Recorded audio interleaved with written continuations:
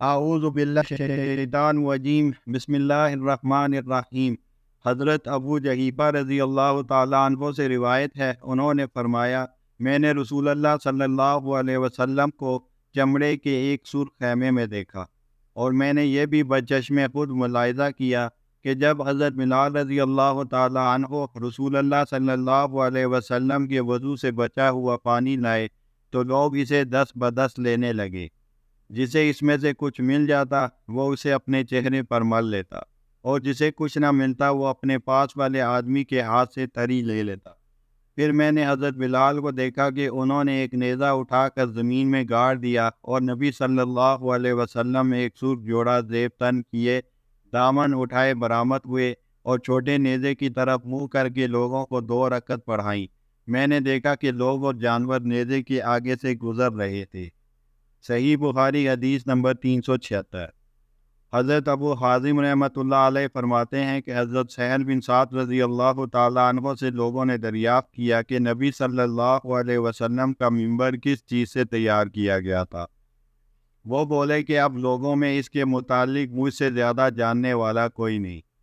وہ مقام غابہ کے جو سے بنا تھا جسے رسول اللہ صلی اللہ علیہ وسلم کے لیے فلاں عورت کے فلاں غلام نے تیار کیا تھا۔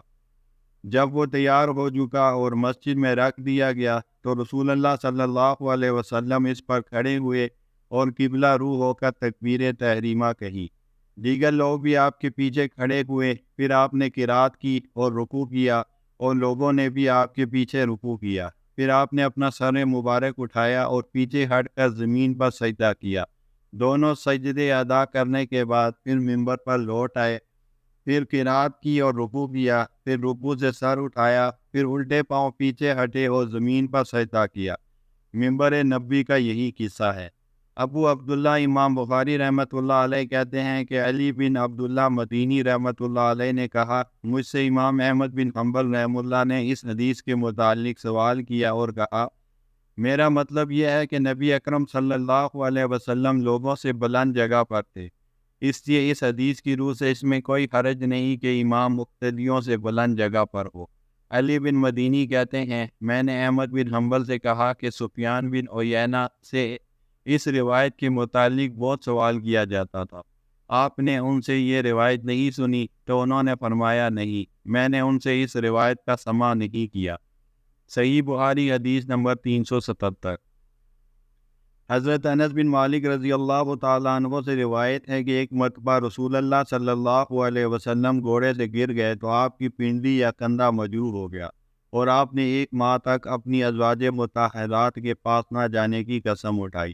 اس بنا پر اپنے بالا خانے میں تشریف فرما ہوئے، جس کی سیڑھی کھجور کے تنوں کی تھی۔ چنانچہ صحابہ کرام رضی اللہ عنہم آپ کی تیمارداری کے لیے آئے۔ آپ نے صحابہ کرام رضی اللہ عنہم کو بیٹھ کر نماز پڑھائی جبکہ وہ کھڑے تھے۔ جب آپ نے سلام پھیرا تو فرمایا، امام تو اس لیے بنایا جاتا ہے کہ اس کی اقتداء کی جائے، لہذا جب وہ تکبیر کہے تو تم بھی تکبیر کہو، اور جب وہ رکوع کرے تو تم بھی رکوع کرو، اسی طرح جب وہ سجدہ کرے تو تم بھی سجدہ کرو، اور اگر وہ کھڑے ہو کر نماز پڑھے تو تم بھی کھڑے ہو کر اس کی اقتداء کرو۔ پھر آپ نے 29 دن پورے ہونے پر بالا خانے سے نزول فرمایا۔ صحابہ کرام رضی اللہ عنہم نے عرض کیا، اللہ کے رسول، آپ نے تو 1 ماہ الگ رہنے کی قسم کھائی تھی۔ آپ نے فرمایا، مہینہ 29 دن کا بھی ہوتا ہے۔ صحیح بخاری حدیث نمبر 378۔ حضرت میمونہ رضی اللہ تعالیٰ عنہ سے روایت ہے، انہوں نے فرمایا، رسول اللہ صلی اللہ علیہ وسلم نماز ادا فرماتے تھے اور میں بحالت حیض آپ کے سامنے لیٹی رہتی تھی، اور بسا اوقات آپ کا کپڑا سجدے کی حالت میں میرے بدن پر پڑ جاتا تھا۔ حضرت میمونہ رضی اللہ تعالیٰ عنہ نے یہ بھی فرمایا کہ آپ کھجور کے چھوٹے مسلے پر نماز پڑھتے تھے۔ صحیح بخاری حدیث نمبر 389۔ حضرت انس رضی اللہ تعالیٰ عنہ سے روایت ہے کہ ان کی دادی حضرت ملیکہ رضی اللہ تعالیٰ عنہ نے رسول اللہ صلی اللہ علیہ وسلم کو کھانے کے لیے دعوت دی جو انہوں نے آپ کے لیے تیار کیا تھا۔ آپ نے اس سے کچھ تناول فرمایا، پھر فرمانے لگے، کھڑے ہو جاؤ، میں تمہیں نماز پڑھاؤں۔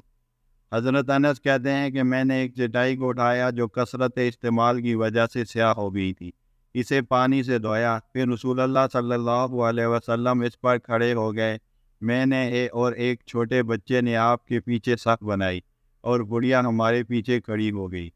اس طرح رسول اللہ صلی اللہ علیہ وسلم نے ہمیں 2 رکعت نماز پڑھائی۔ فراغت کے بعد آپ واپس تشریف لے گئے۔ صحیح بخاری حدیث نمبر 380۔